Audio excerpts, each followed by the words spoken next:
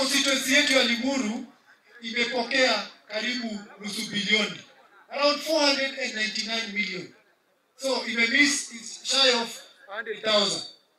Kwa hiyo pesa 2% inafaa kuwa imekuja kwa vijana kama sisi, because I classify myself kama mmoja wa vijana. Hiyo pesa kwa hiyo miaka 2 ambayo imepita is worth over 10 million shillings. That is money. Hiyo ni pesa ambayo ingekuwa imekuja kwenu In form of jerseys, in form of sponsorships, in form of basically mambo mengi sana ambayo yanawasaidia kama vijana.